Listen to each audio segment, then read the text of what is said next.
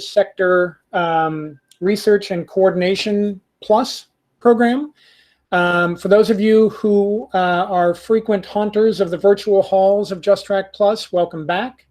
For those of you who may be new to us, let me tell you quickly a little bit about us. JustTrack is now in its 8th year. It was formed to promote coordination and collaboration across the U.S.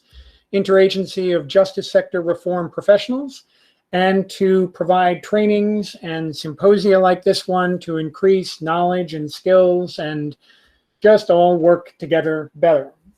For the past 3 years, the Rule of Law Collaborative in South Carolina has been focused on providing trainings.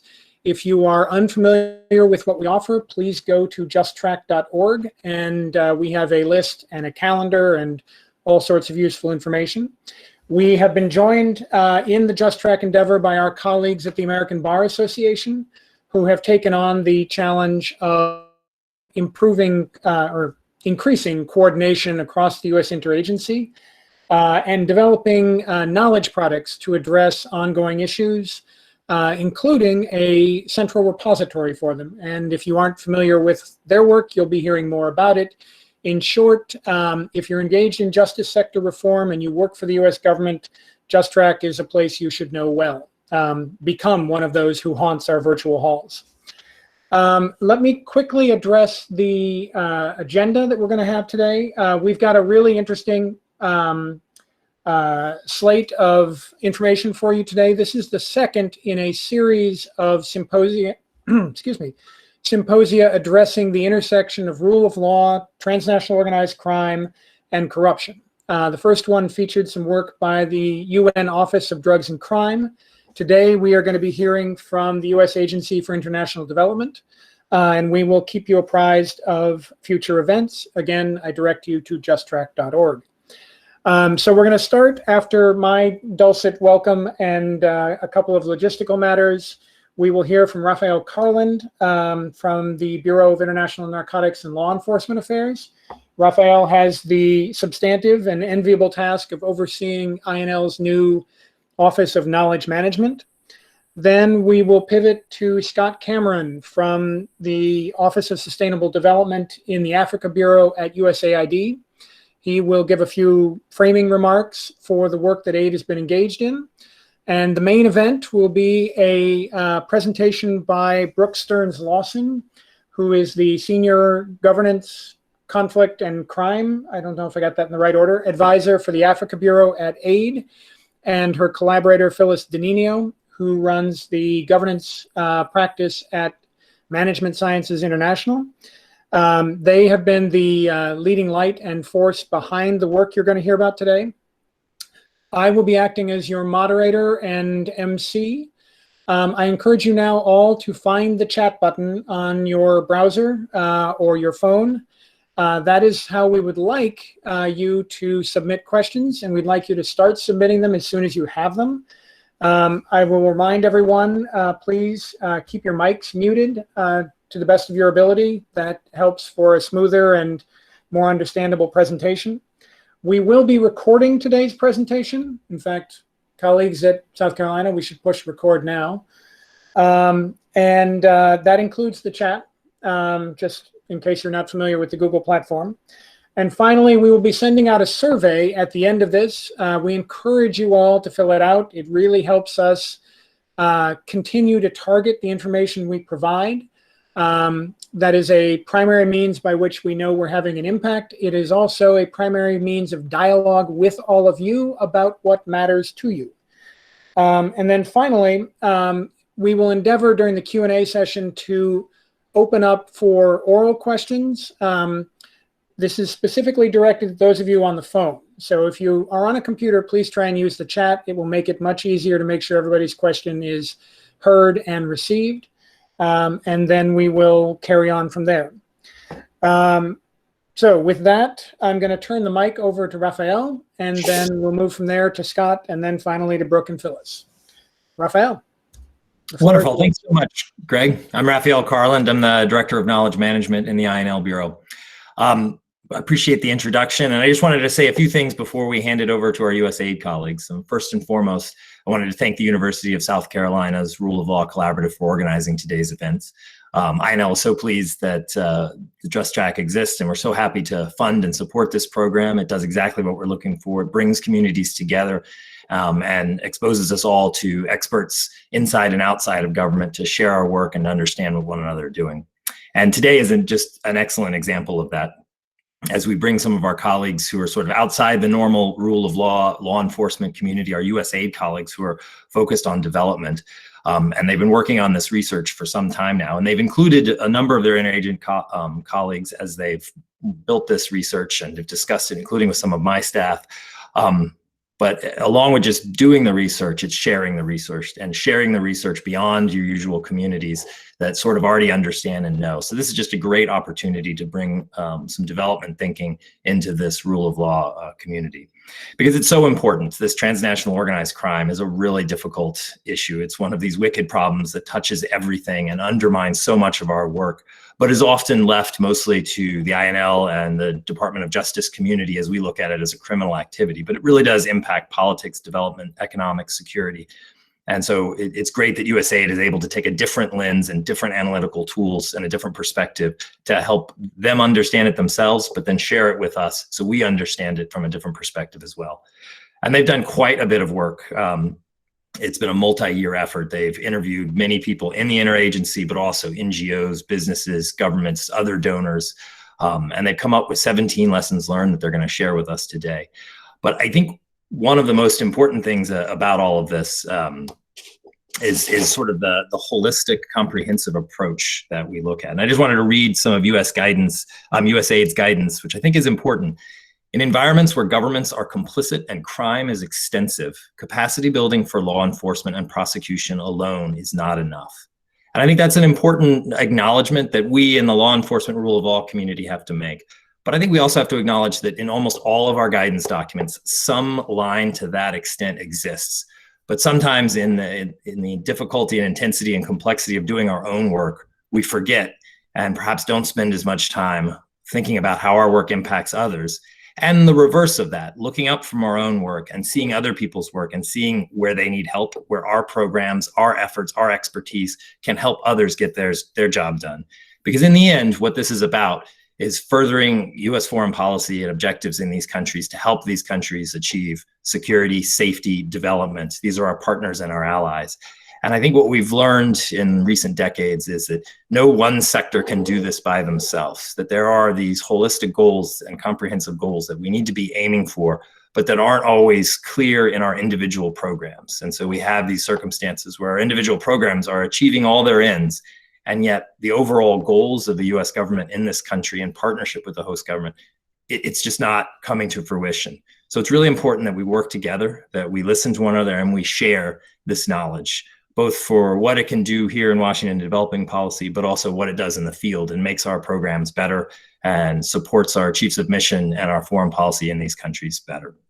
So I'm so excited to welcome our colleagues from USAID and to hear the fruit of their research, and then to listen to the discussion as we have all of these rule of law enforcement professionals start to think about how their work can integrate with development and how the same problems and challenges that make our work difficult, how it makes our partners' work difficult, and how we can work together and learn from one another to work on this great challenge of transnational organized crime.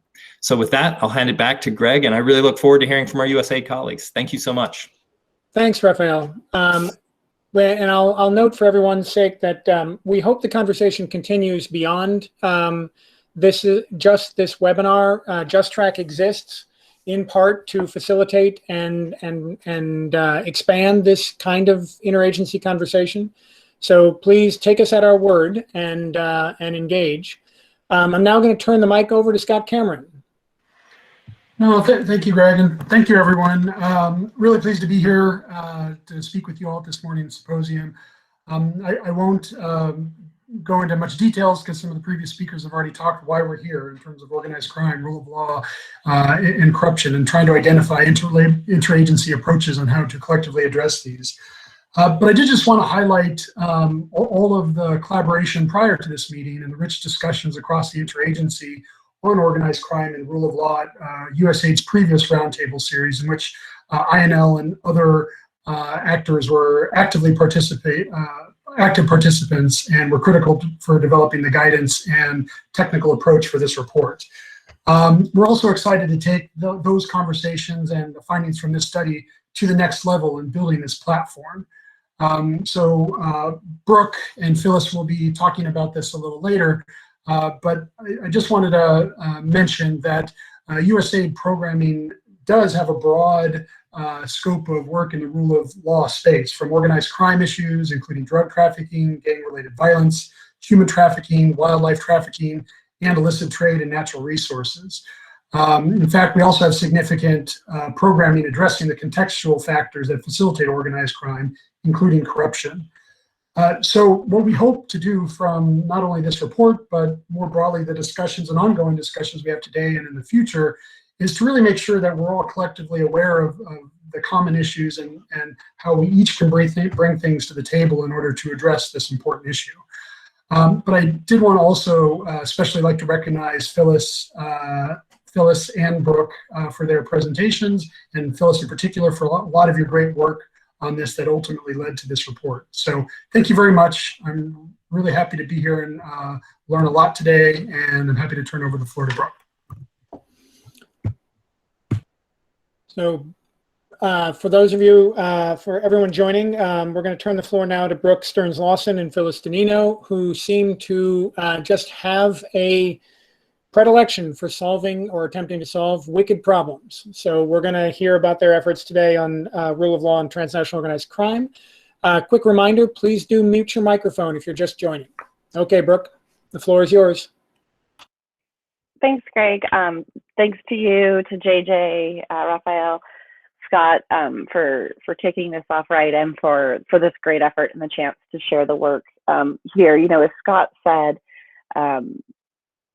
I think that this is a really great initiative to bring the interagency and the broad interagency together, and it is a problem set that does require a broad interagency collaboration and partnership. No one tool or resource in our toolkit can fully address any of this problem set, and so that's actually one of the lessons learned, which hopefully we all know, but it never hurts to reiterate. So Phyllis will talk about some of the 17 specific lessons and recommendations that came out of the report, and I'm just going to give a little bit of a scene setter in terms of where this is situated and why this work happened. We can go to the next slide, please.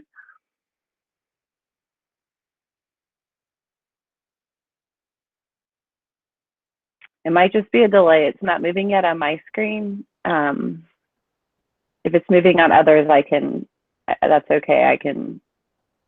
Now we'll wrestle this to the ground. It'll just take a second. Okay, no problem. Why don't you keep moving? Yep, I can keep moving.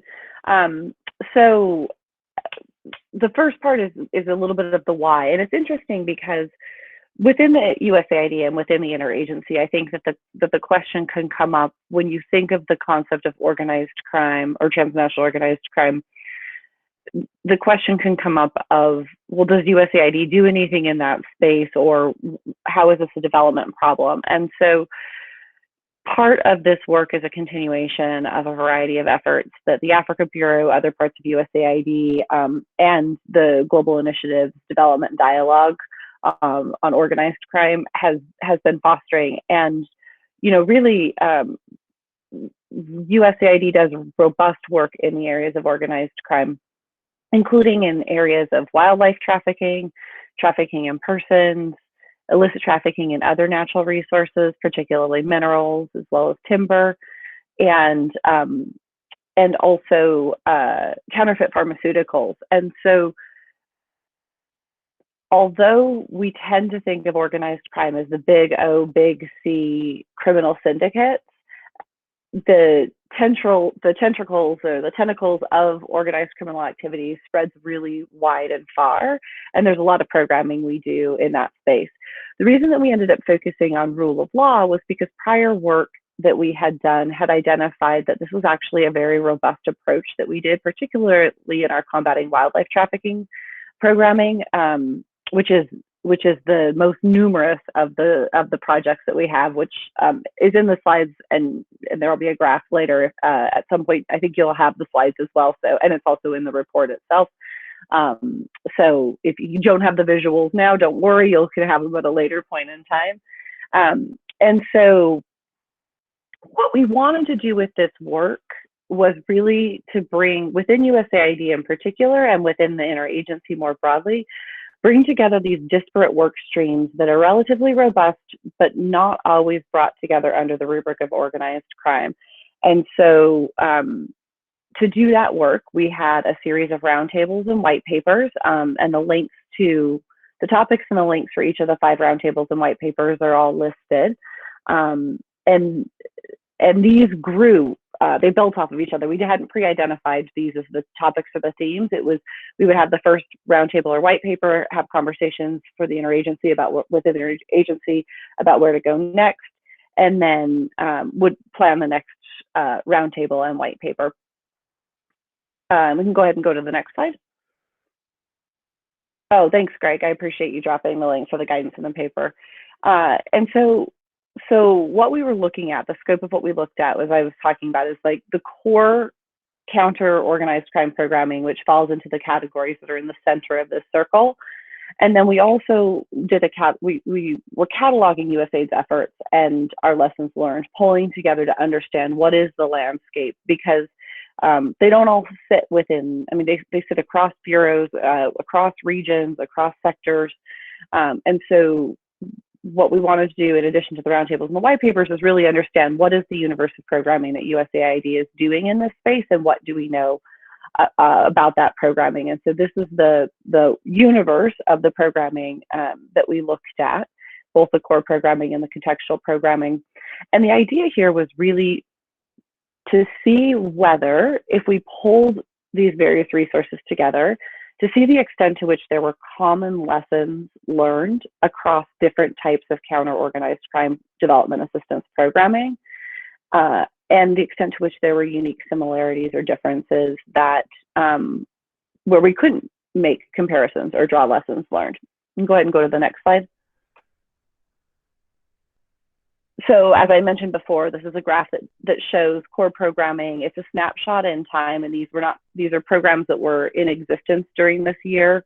And it's the number of projects, which is a bit of a tricky, it's a good proxy, but it's a little bit of a tricky figure, because it doesn't account for the fact that that some programmings may be particularly large in size. For example, the Asia Regional Mission has a very robust and large wildlife trafficking program, but it counts as one project or activity, where similarly you might have a very small trafficking in persons, $100,000 trafficking in persons program, and that also counts as one activity. But it gives a sense of the relative order or scale of the organized crime programming, the core organized crime programming that we have. Next slide. So the next one's going to be a similar line graph with the caveats around, the same caveats around, this is the number of the contextual programs that we have. And here we opted to put crime and violence prevention programming as a contextual program. Some of these efforts do work directly on countering group-based armed violence or gang activity and violence prevention. And also broader contextual factors, but we counted them all under all of that type of programming under the contextual programming. And then you'll see that the second of particular interest for this group is rule of law. That's the most numerous of our projects. We also had local governance projects, and then also anti-corruption activities, which I know is a key focus here, and also was actually just the topic of a great webinar that Global Initiative Against Transnational Organized Crime held this morning, where I first heard the term, new to me, of organized corruption, which I thought was an interesting construct, and then also electoral governance and investigative journalism. You can go to the next slide, please. So I'm going through all of that relatively quickly, just to kind of give you a sense of the lay of the land. So the activities that we did to come up with this technical guidance was, first, the roundtables and the white papers. Second, this catalog of programming and a literature review from all of the lessons learned that we could pull, and that focused specifically on USAID programming. And then the third task that fed into this technical guidance that Phyllis will share with you later today are three case studies. And this is a list of the projects for each of the three case studies that we did to give you a sense of the scope of work that we did. And so you have Guatemala, DRC, and the Regional Mission for Asia. And you can see the list of the range of activities. The cases were selected for places where there were multiple different types of programming, whether they were core or contextual, that were in the same area. And I think what was interesting is as we did these case studies, two main things, in addition to the 17 tips that Phyllis will discuss later today, two main things emerged as we were engaging with our field colleagues.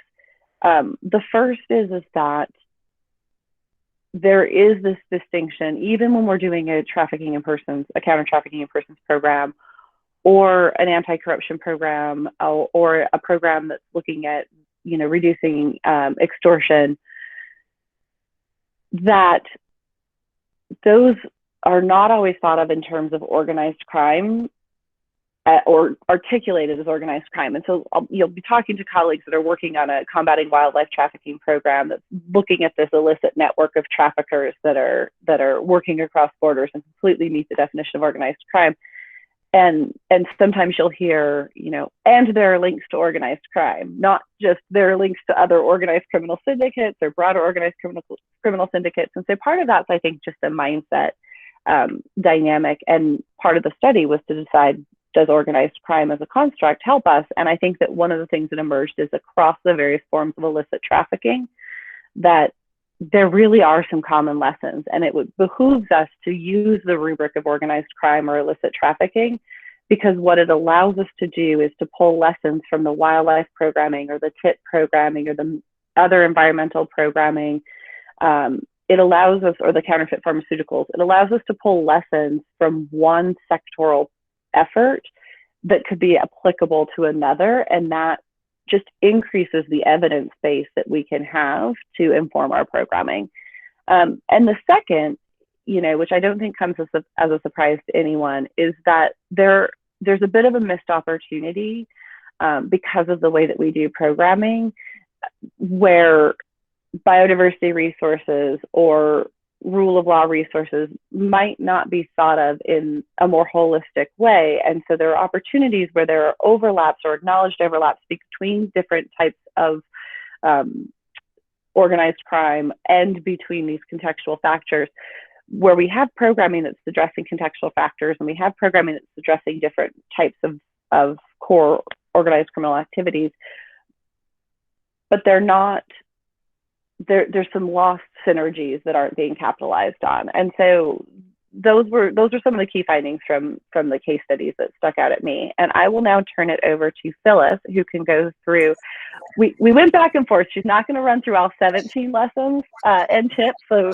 but she will run through many of them, and you'll have all of them in the technical guidance, and all of them are fair game for Q&A. So if she doesn't talk about something that's of interest to you, feel free to put us on the spot in the Q&A. Thanks so much. Over to you, Phyllis. Okay, great. Thanks, Brooke. It's great to be here today with all of you, and I'm excited to share the research.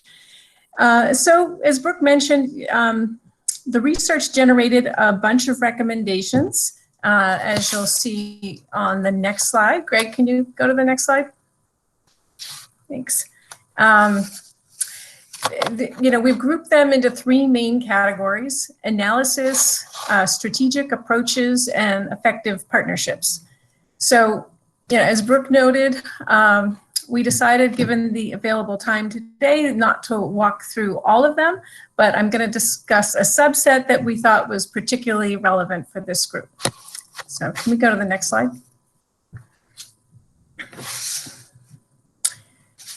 So I'm going to start with the second recommendation, which points to the likely complicity of government officials in high crime contexts.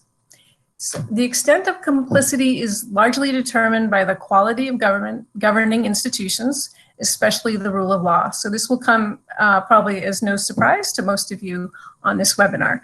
When the rule of law is weak, criminal organizations are more likely to offer bribes, and officials are more likely to accept them or engage in criminal activities themselves, since they perceive the risk of doing so to be low. Higher level complicity is also more likely where illicit money is concentrated in fewer hands and represents a greater share of national income. For crime groups, high profits make big bribes more affordable. For senior officials, high profits represent a notable source of wealth and power in the country, which they may seek to tap. This is especially true where there are fewer opportunities for making money in the formal economy. The case studies underscore this phenomenon. In Eastern DRC, many mines are controlled by armed groups with the involvement of the army, police, local or provincial authorities, village chiefs, local members of parliament, and the family of former President Kabila. The Guatemala case study similarly highlighted government complicity. One interviewee noted, "We see criminal groups becoming more embedded in the political system. In the past, political candidates were business people and narcos gave them money under the table. Now the mayor is directly involved in the narco business." So this lesson suggests 4 scenarios for countering crime, depending on the extent of the complicity and the opposition to crime at different levels of government. The best scenario is found in the top left box, where complicity is confined to low-level officials and high-level officials oppose organized crime. The box is shaded green to suggest that an array of initiatives can support anti-crime efforts. The next best scenario is found in the bottom left box, where complicity is confined to low-level officials, but opposition to crime is weak. So mobilizing political pressure for reform may provide the best lever for advancing an anti-crime agenda. The second worst scenario is found in the top right box, where some high-level officials are complicit and some oppose organized crime. Reforms are possible, but may face strong backlash. And careful analysis of stakeholder interests and resources is necessary to identify possible entry points. The worst scenario was found in the bottom right box, where high-level officials are complicit and relatively few high-level officials oppose organized crime. Direct interventions with government are not advisable, although support for civil society and international advocacy may be warranted. The next slide, Greg. Now we're moving from the recommendations focused more on analysis to recommendations on strategic approaches. This next recommendation stresses the need to approach prevention and prosecution holistically. It's important to keep in mind the whole panoply of interventions to understand how they fit together. As you can see in the first column of this table, there are a range of interventions to prevent and prosecute organized crime. The prevention approach takes aim at the incentives for engaging in illicit activities. So by incentives, I mean factors that prompt someone to engage in criminal activities, such as limited opportunities in illicit markets or the lure of wealth and status. So we can say need and greed as a shorthand. There are a range of development programs that aim to prevent organized crime. They promote alternative livelihoods or education, health services, recreational activities, psychosocial services, civil rights protections, social and gender norm change, and professionalization within the public sector.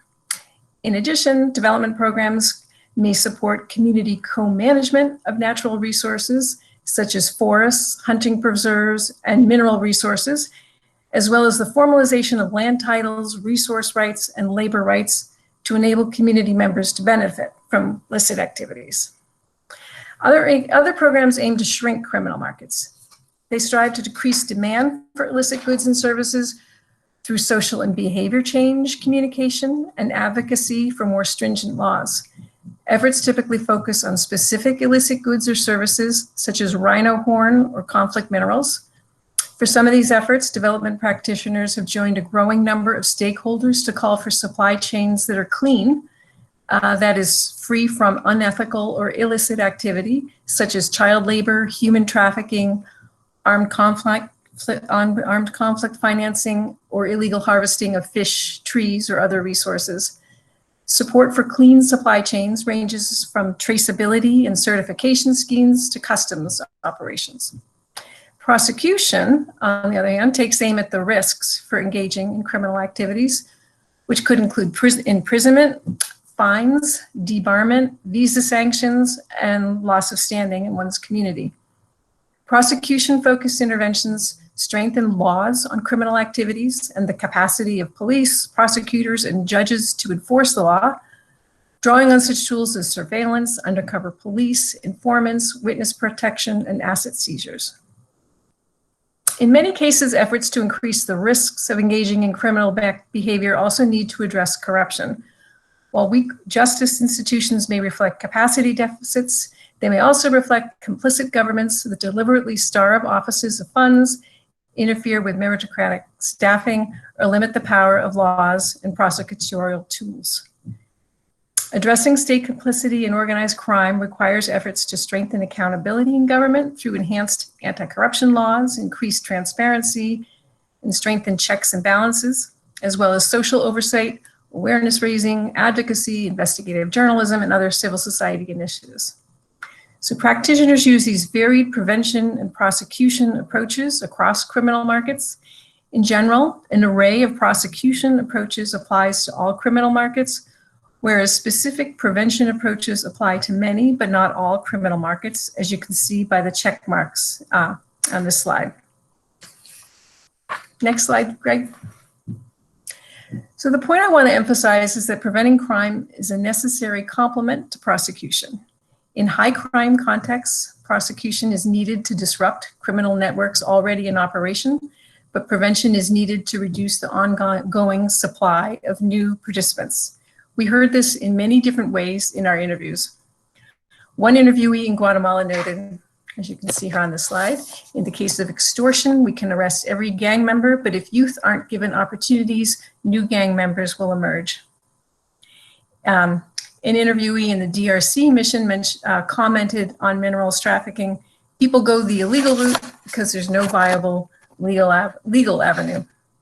And an interviewee in the Regional Development Mission for Asia noted, prosecution is the short game, but prevention is the long game. So next slide, Greg.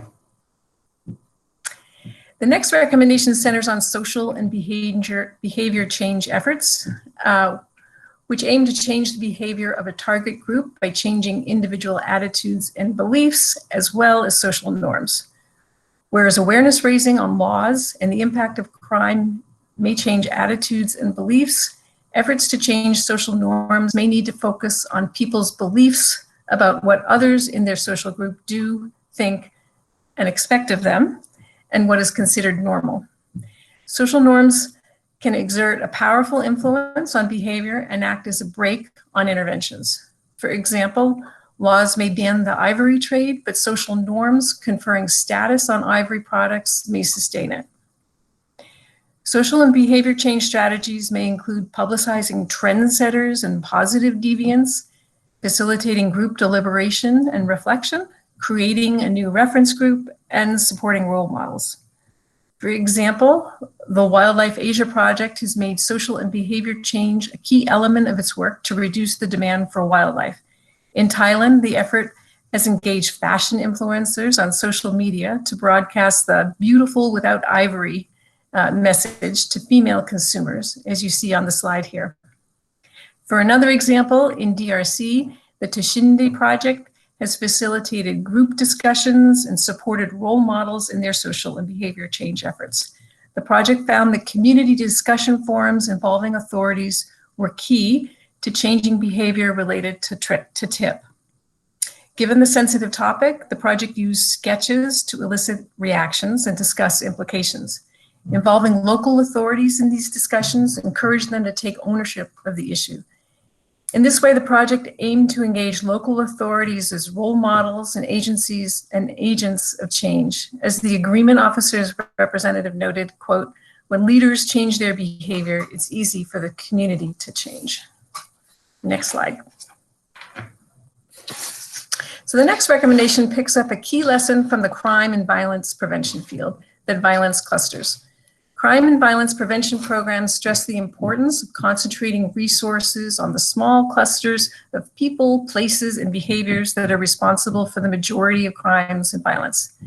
They recommend collecting and analyzing data to identify these clusters and then concentrating preventive services and law enforcement in those locales and sectors.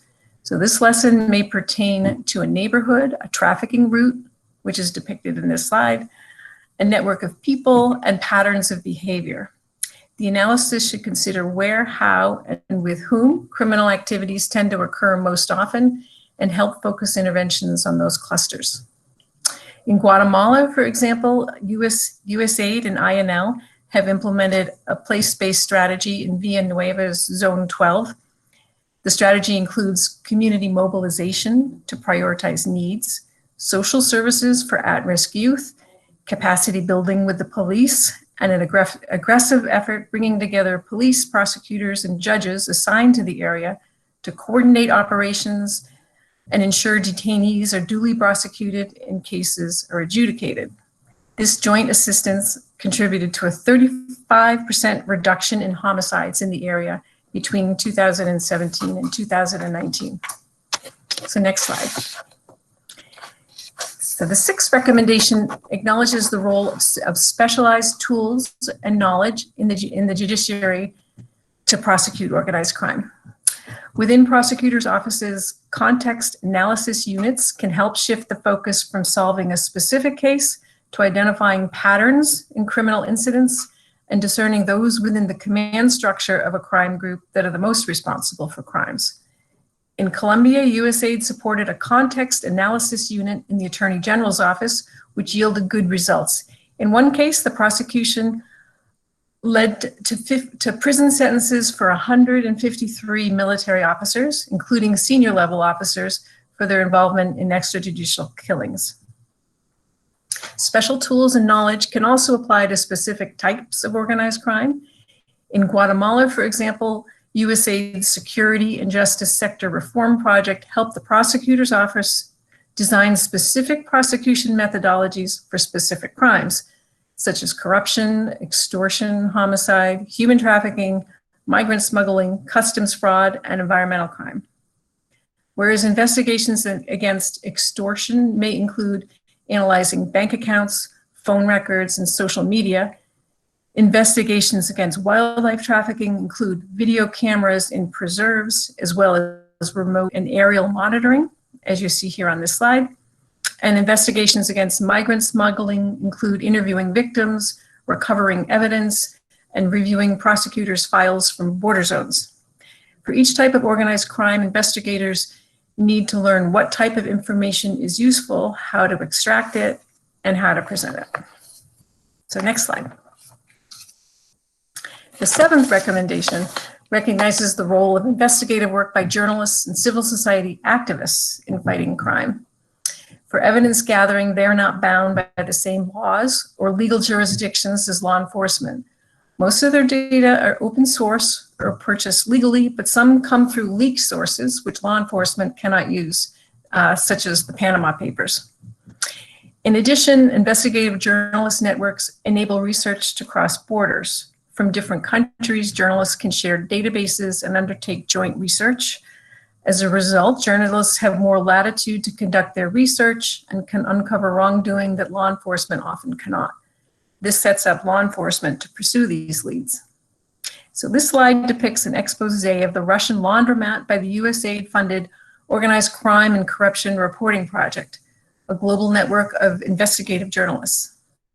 OCCRP has tracked the impact of its investigations, and between 2011 and 2020, the project's investigations contributed to 317 official investigations and 510 arrests, indictments, and sentences.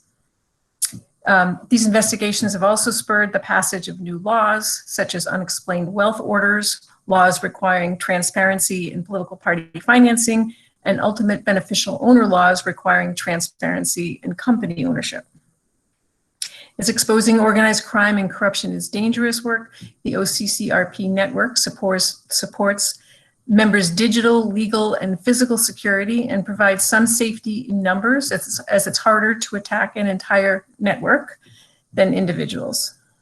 NGOs also carry out investigations into organized crime.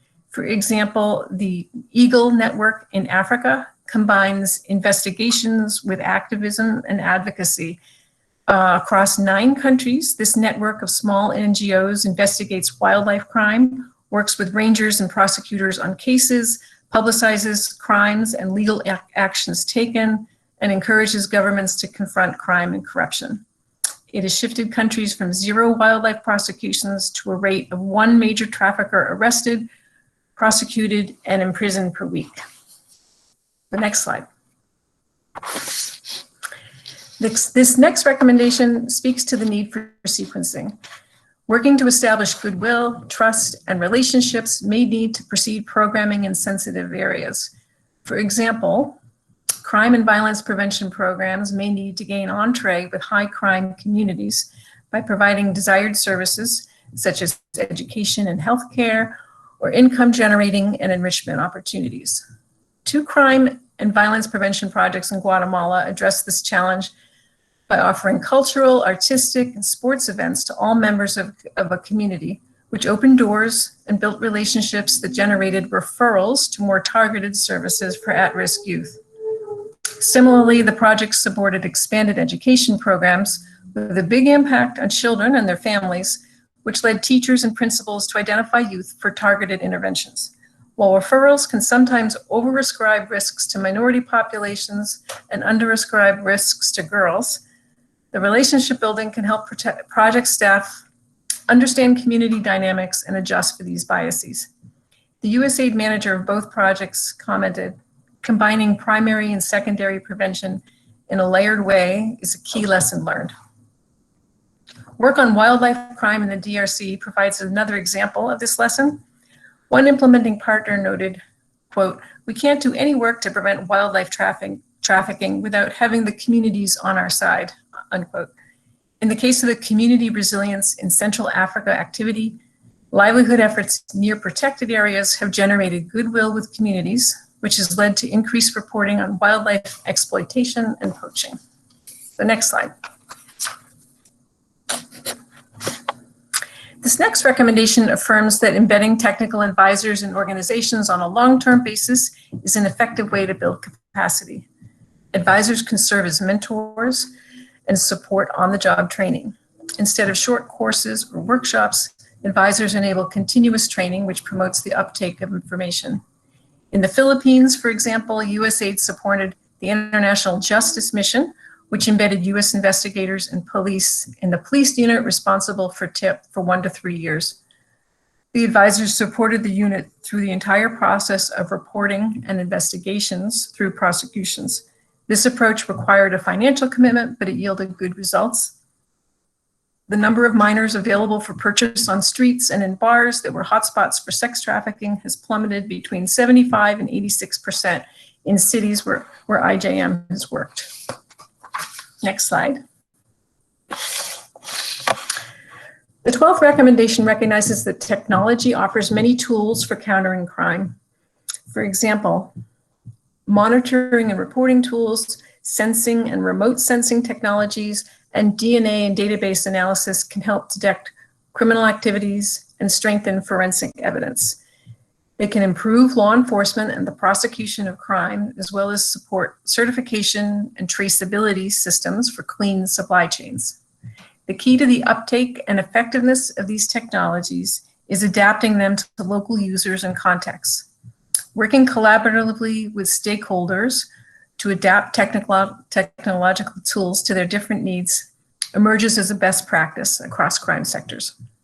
Adaptation may reflect differences in users' literacy and technological expertise, hardware, system capacity, internet connection, financial resources, data requirements, and broader context, including addressing social biases and gender norms that may influence access to and the use of technology by different users.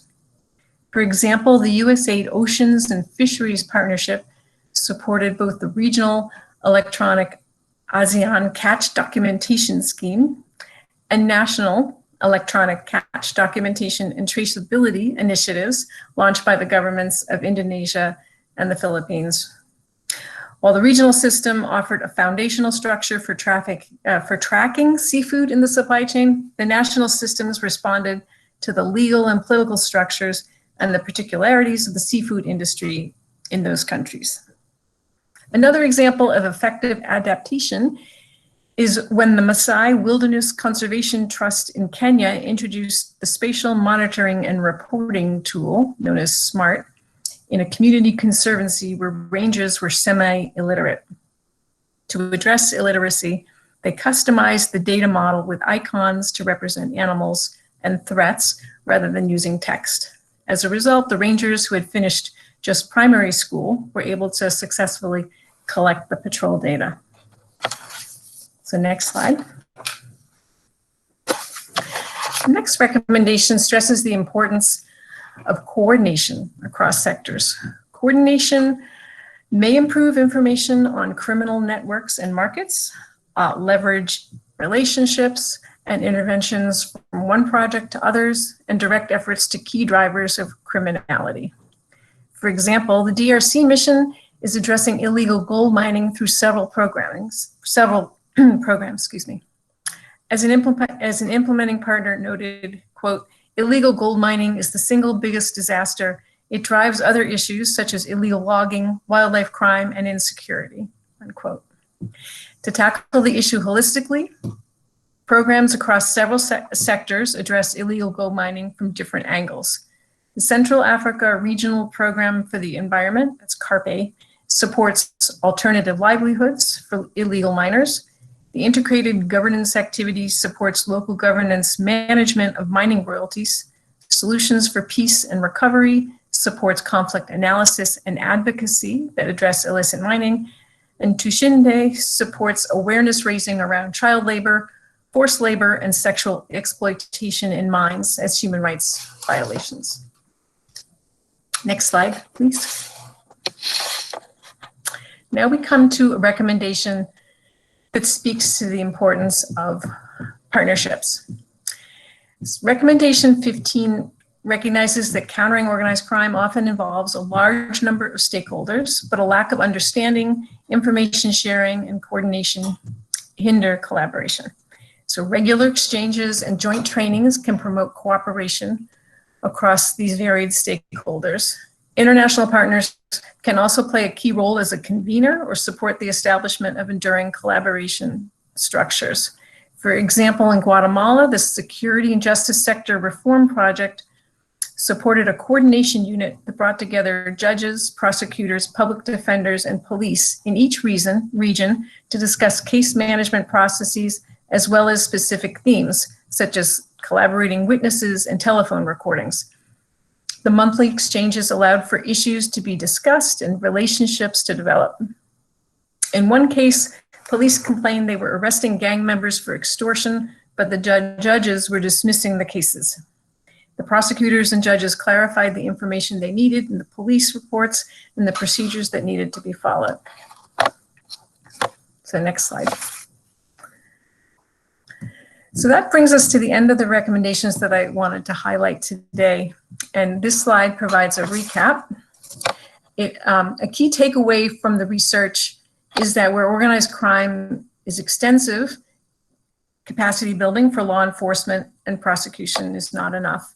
Efforts to counter organized crime need to approach prevention and prosecution holistically. In addition, countercrime efforts need to assess and navigate political dynamics, support focused and specialized law enforcement, explore links to other crime sectors, development reforms, and international initiatives, and support partnerships across institutions and with communities in the private sector. So that's the end of the overview, and we hope this has sparked some ideas and resonated with your work, and look forward to your reactions and questions. Thanks. Thanks, Phyllis. Let me speak for everybody getting us started by saying congratulations on a deep and rich factual foundation that has clearly identified some some detailed and useful recommendations. I've tracked a series of questions, and I'm going to run through them. For those of you who may have more popping up, feel free to drop them in the chat as we go forward. The first speaks to kind of the breadth of what you've touched on here, and I think I speak for a lot of our listeners here when I say, can you help us zero in on what might be some of the low-hanging fruit? So you've talked a little bit about lost synergies, and there are clearly losses, if you'll pardon the continuing analogy, that occur at the sort of donor agency planning and design level. And then there are synergies that get lost at the implementation level. And across your 17 recommendations, are there some that kind of rise to the surface as, things we could all take away from here at doing better? And I'll let Phyllis and Brooke, I'll let you guys arm wrestle over who starts and who finishes. Brooke, you were nodding, so I'm going to let you go. Oh, sure. I was nodding that you could go first, but that's okay. I'm happy to take a crack at this. I mean, I think it's a great question, Greg. And I think the framing is that you did is actually the response. I think it's looking at different ways to work together, whether it's across sectoral teams within USAID, whether it's the interagency collaboration. I think one of the really interesting, and I think a lot of what it is not that people don't know or people don't have the interest. It comes down to the bandwidth and the incentives that we have, in our day jobs with really hardworking, smart, collaborative people who struggle. And so there was an interesting conversation that we had with the wildlife trafficking folks and the trafficking in persons colleagues, the implementing partners for those two activities in the Asia Regional Mission, where they both recognized that the trafficking networks were the same in some instances, and that human trafficking was a key component of the wildlife trafficking trade and dynamics, and that there were these really clear linkages that both implementing partner chiefs of party had identified, that the USAID contracting officers representative had identified, and they had some discussions acknowledging it. Our interagency colleagues at the embassy also recognized this dynamic, but there just wasn't an easy platform or space to really bring that all together. And to me, it's both low-hanging fruit and one of these really tricky problems to solve, because it comes back to how we get our funding, how we're, I don't want to say like how we're evaluated, but like where the focus priorities are. And so I think that's some missed opportunities. I do think that some of the law enforcement interagency working groups that happen at the embassy level create a natural fit there. And I think part of, from AID's side, I think part of the benefit is that, or part of the incentives need to be creating the space and the time for USAID colleagues to participate in the interagency working group, even if they're coming from the biodiversity part of the USAID mission. And so not necessarily thinking of it from, that it's finding the right people and then syncing them up. So I do think that that's an opportunity. Over to you, Phyllis. Yeah, well, that's great. I think what I would like to add to that is just, taking the lens away from sort of the interagency or international partners and looking at some of the dynamics, among our counterparts at the local level. I think one thing that struck, in terms of low-hanging fruit, I think one thing that struck me from our interviews was that there was just a lot of energy around convening groups that, I remember like in one of our interviews in DRC, the implementing partner was talking about the sort of legacy of mistrust between government and civil society, and that USAID really was playing a critical role just in convening them and bringing them together to help bridge that. divide, and that had proven to be sort of catalytic, even though it was there was nothing innovative about it. It just was something that really was important. And I mentioned, in the talking points that, in Guatemala, that sort of monthly meeting, bringing together different parts in the judiciary chain at the local level, was so important in clearing some of the backlog and allowing different actors to understand what some of the issues were that were creating blockages, and also providing a little bit of accountability and a different reference group that they had. So I think, and that's one of those, really, again, very, very easy lifts, but it had, I think there was a big return, big bang for the buck. That's great. I appreciate your drawing our attention to the difference between innovative and catalytic, and that there may be more benefit to just catalyzing conversation than having to bring in something novel. It also reminds us that one of the goals, both of Just Track and of the work that you guys have done, is to, and I'll borrow from my dear friend Julie Werble here, to widen our aperture of view into the problem. And so those of you on interagency meeting with control of agenda, please add your aid non-rule of law colleagues to some presentation. There are another couple of questions that kind of dive into this widen the aperture thing, and we tend to, in development, in the work of DOJ and INL and other agencies, tend to think in terms of binary terms, criminals and law enforcement, complicit and non-complicit government actors. And one of the challenges and topics that you guys highlighted was the role that deterrence and trust, that prevention and, sort of, for lack of a better term, positivity play in this dynamic. And so again, veering us toward low-hanging fruit, were there prevention activities that seem to get more traction sooner in your case studies that might be of interest and applicable to some of the types of programs your interagency colleagues are leaning into? And were there sort of entry points that also seem to be more readily acceptable to local counterparts than others? Well, I think it's hard to say across the board, which of these might be, more salient. I think some of it is so much of it is context specific.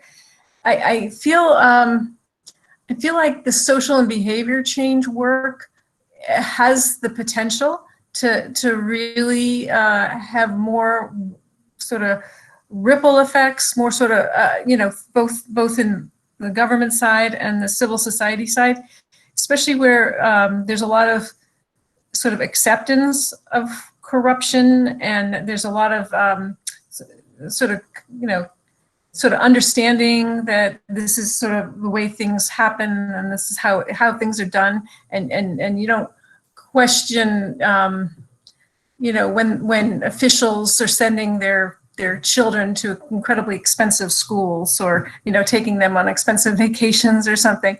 If there's more of a I think a different understanding of what the norms are of for public service and for promoting sort of opportunities in illicit markets, I think that that probably has a bigger potential for lasting change.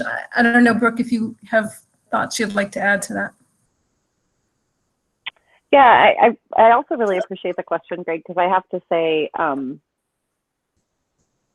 oftentimes when I go to organized crime events, I hear this flip into this simplification of like good guys, not like literally. People talk about the good guys and the bad guys as if these are two distinct groups that can easily be discerned. And I think we've evolved a little bit in our discourse to now also talk about complicit. It used to be kind of this perception that the good guys were the government people that we work with and the bad guys were the criminals.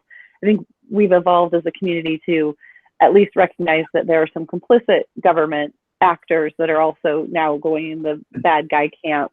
But still the construct itself, I think, is really challenging and limits the way that we work and engage, instead of taking a more political economy lens that understands that people have a range of identities and incentives that are influencing their behaviors and actions.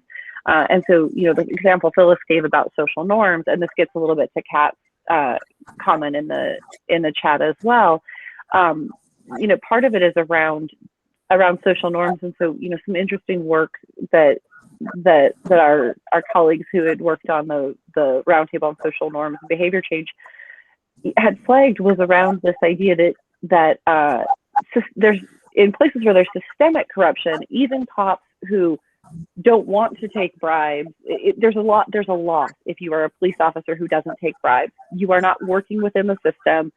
It is a threat to your authority, and you will easily be placed in a remote location. And so I think taking more of a systems approach and political economy approach and understanding the systemic factors as well as the diverse incentives and identities is really, really key for our responses. On the sequencing question that you had asked, I think there's interesting findings, and this also gets to Kat's question about engagement with the local communities. There's some interesting discussion under lesson 9 in the technical note that does talk about some initial entry points that law enforcement had with communities and building relationships and engagement to then allow for the space to tackle some of the trickier problem sets. I can talk about that more when we get to Kat's question as well. And then the last piece that I would say is that when the fourth roundtable that we had that looked at crime convergence also identifies that sometimes some of these problem sets that have common underlying governance issues that are creating an operating environment for different types of organized crime, sometimes there are incentives for governments to address one aspect of organized crime that is less sensitive and can be used as an entry point for something else. So for example, counterfeit pharmaceuticals can be considered a threat because it also jeopardizes the health of a population. So a government might have incentives to address counterfeit pharmaceuticals, as they did in Benin, and those efforts can actually address the corruption issues in customs more broadly. It's an entry point by taking something that's less sensitive. So I think that's also a strategic approach, and something where it benefits if we're looking at these underlying organized crime as a broader issue and recognizing the fragility in the governance underlying challenges. Taking that perspective actually can create more progress on some of these tougher to tackle problem sets that are more sensitive and maybe have more government complicity by opening the door in something that's less sensitive. That's terrific. That actually, it makes for a nice pivot to Kat's question. Your reminder that even a government complicit employee is nevertheless buffeted by social and organizational norms and can simultaneously be a perpetrator of bribery, a victim of internal malign efforts, and a witness to even worse crimes, all at the same time. It's a Venn diagram rather than a binary set. And so that, I think, highlights the importance of messaging, as you point out in the health, with your health example, across different sectors to provide entry points.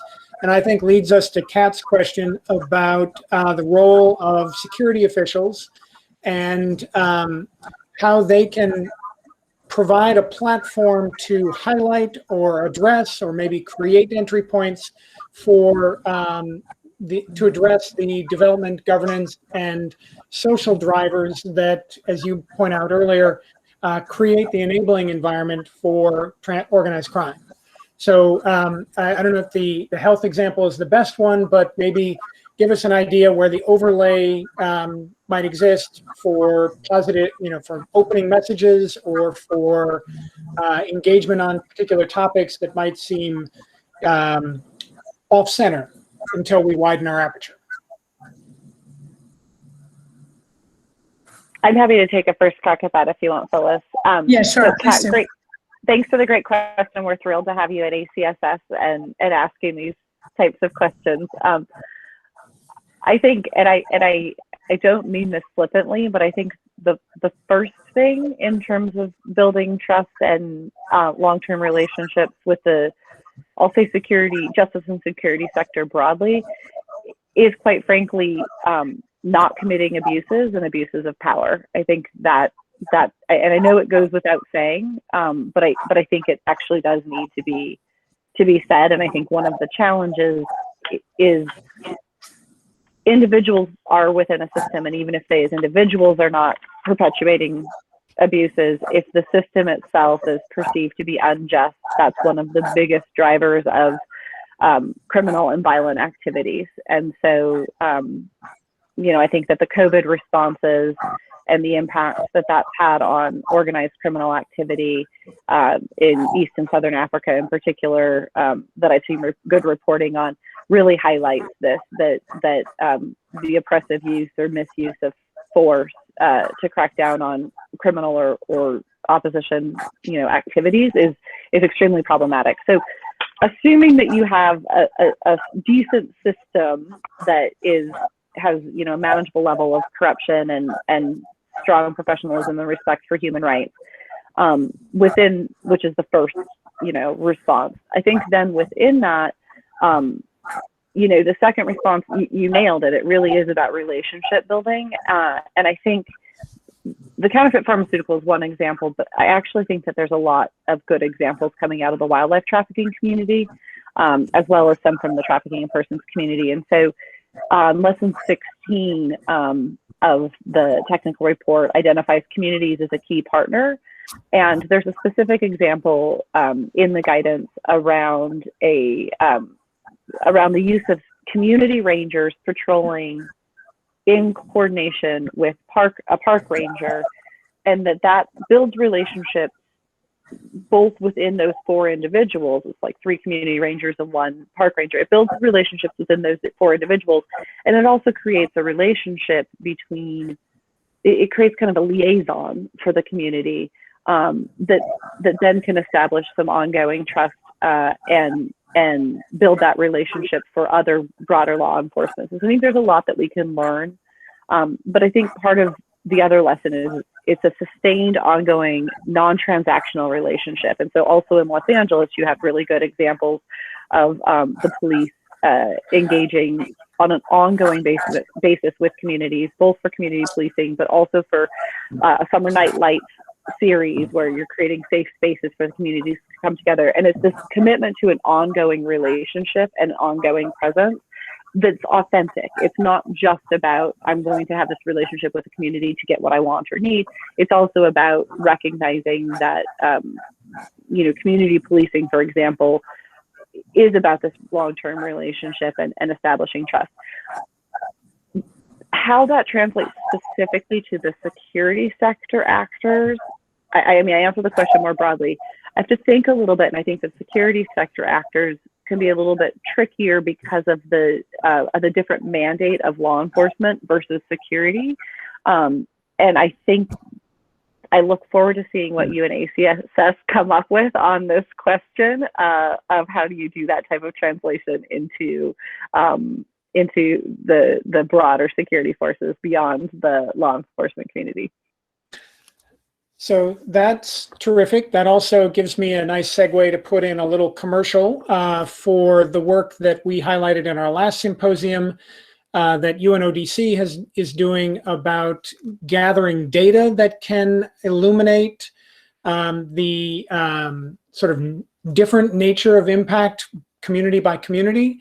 There's similar sort of data, quantitative versus qualitative data emerging out of the Guatemala multi-agency place-based effort.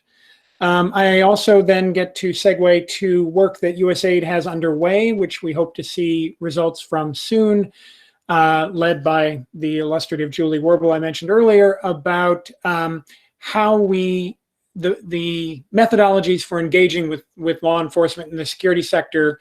There's a perception we've been pouring money into that realm for a long time and not necessarily seeing the benefits that we are hoping for. And that in turn pivots us to sort of the question of uptake and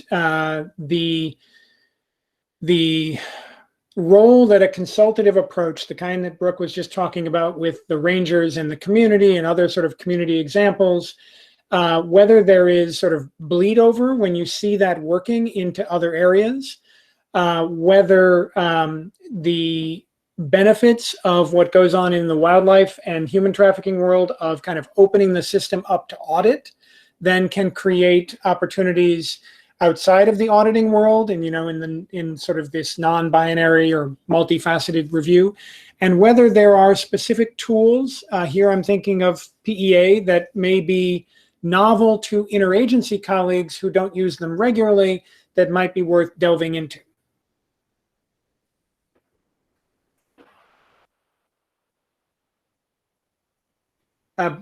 Phyllis, I think you're on mute. We can't go one seminar without having that pop up as an occasion. So somebody gets to say, you're on mute at some point in every webinar. It's a rule now. Go ahead, Phyllis. Yeah. Brooke, do you have anything that you wanted to jump in there with? Sorry. Oh, sure. Happy to let you go first, or happy to go first? No, you go ahead. Go for it. Okay. So I think this is a great question, and I think that USAID has an applied political economy analysis framework that Greg had referenced, which I think is a really important tool, and it really is about what I was speaking about a little bit earlier in terms of getting into that nuance of understanding the various dynamics, the incentives, who is supporting change and why, who might be opposed to it and why, and finding windows of opportunity and places of engagement, as well as places where people might have incentives aligned. So I think it's a really valuable tool, and potentially, when Phyllis is sharing, I can see if I can find it and pop it into the chat, because I do think it is a good resource.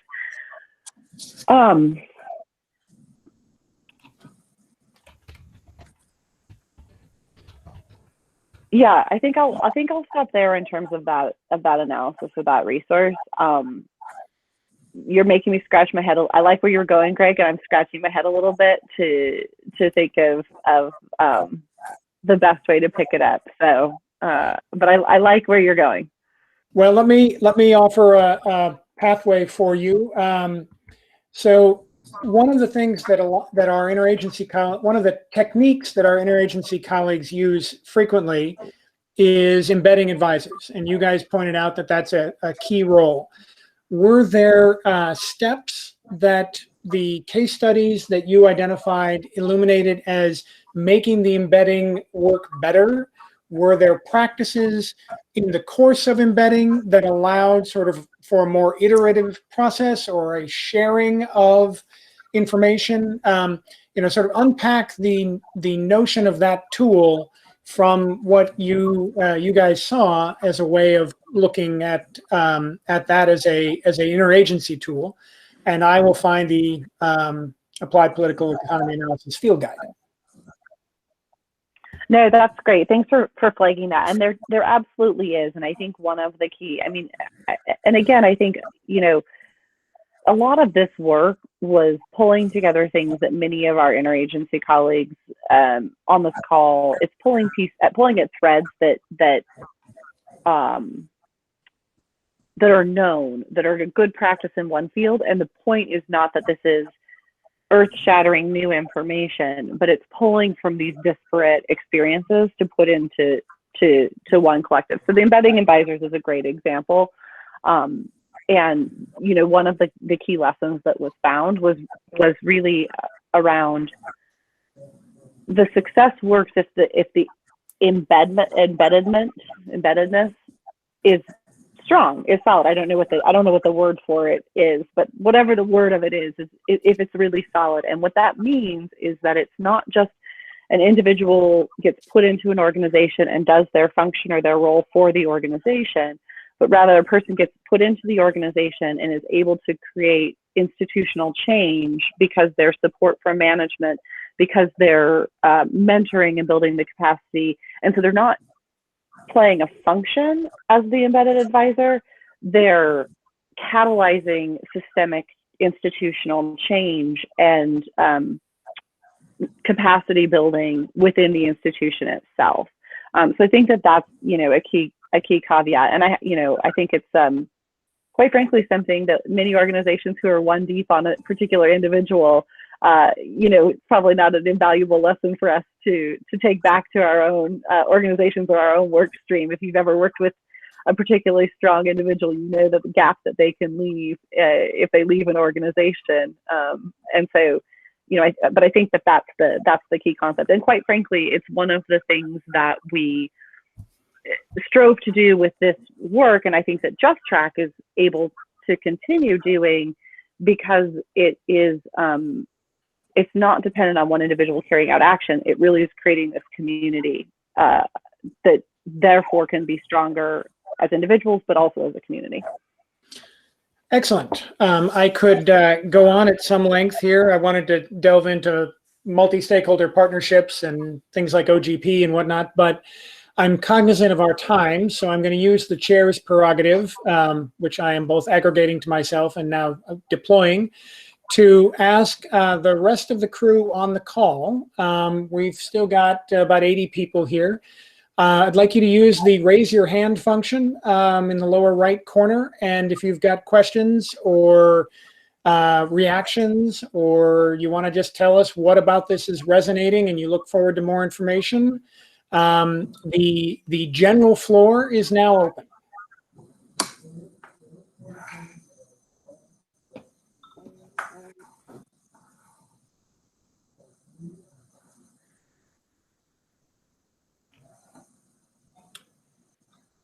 Oh, come on. I know some of you have some thoughts.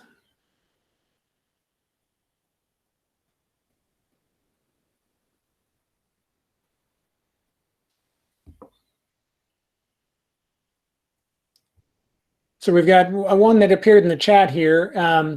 I think it's sort of recognition that USAID may be doing more organized crime work than people more than was publicly recognizable as organized crime work.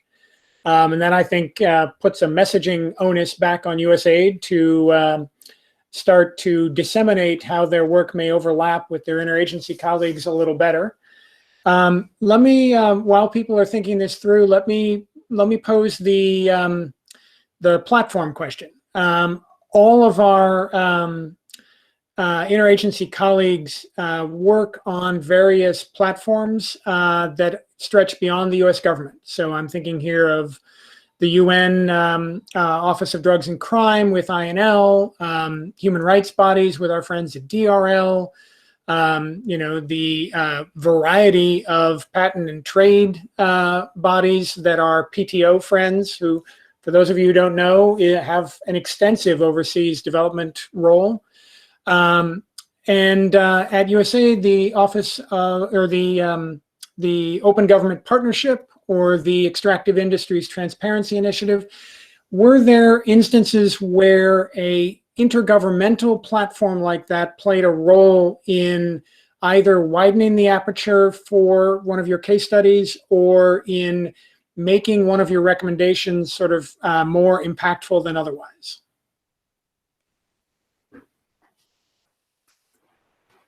That's a great question. I think we definitely pulled on some of the interagency platforms. I think were valuable for using the work, and so two that immediately come to mind are which you referenced, are the Extractive Industry Transparency Initiative, EITI.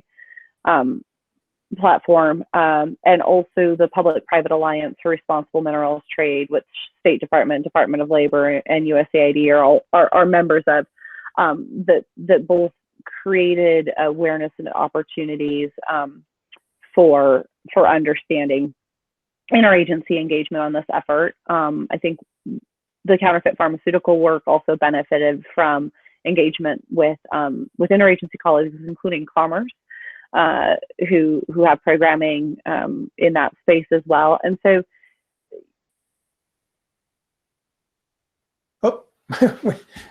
sorry, this is my fourth call of the day, and I have to switch out my AirPods because that one got tired evidently. So I'll just pull it out, and so.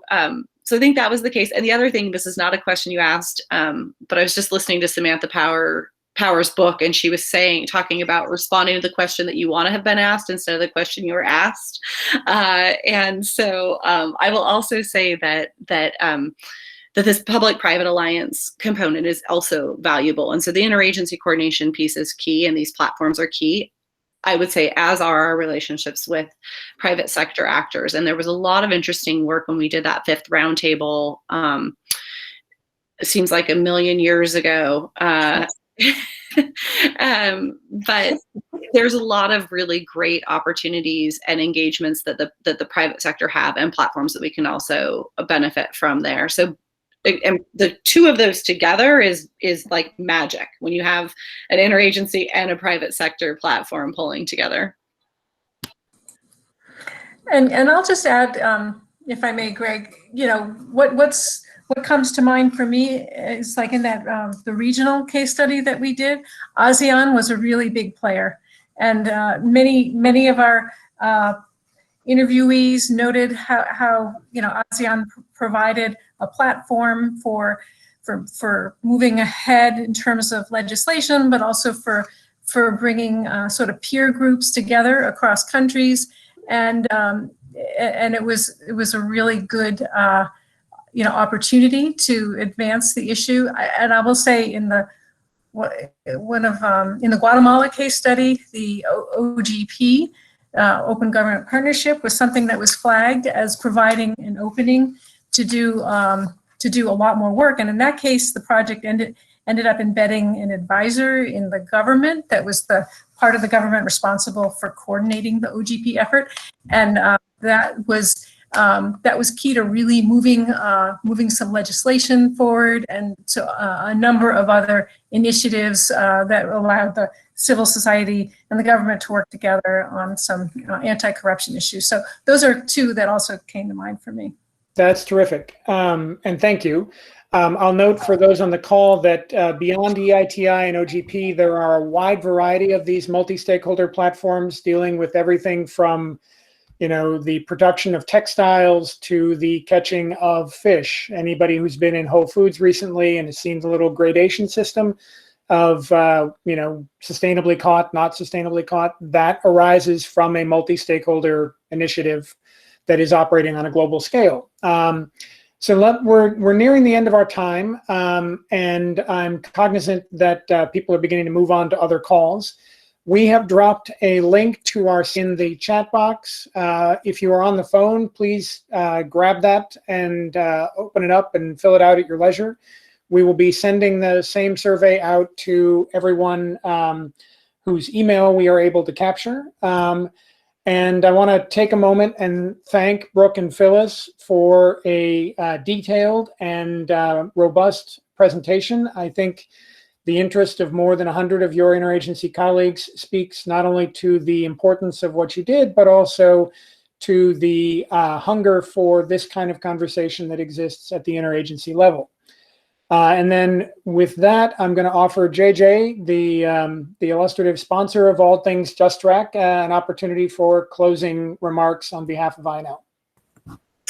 Thank you, Greg, putting me on the spot a little bit there. But yes, I'd like to just reiterate our appreciation for you, Brooke, you, Phyllis, for bringing this very comprehensive research effort to our awareness and attention, and explaining and articulating it so well so that we can reflect more on all of the important takeaways, of which there are just so many. for our work in this area. As you mentioned, this is a very complex kind of wicked problem set that we're all engaging in. It's multidimensional. And so the more that we can leverage our partnerships, both within the interagency, across the interagency, and with our partners and support partnerships within our partners institutions, among our partners institutions, civil society, and the private sector as well, the better off we all are and the more effective we can be. So thank you to Greg and the USC ROLC team for organizing the event and masterful facilitation, and to Scott Cameron and Director Raphael Carland for helping frame today's discussion and actively being a part of it. So much appreciation to everybody who contributed and supported and participated, and we look forward to seeing you at the next Just Track event. Thank you. Thank you all. Thank you.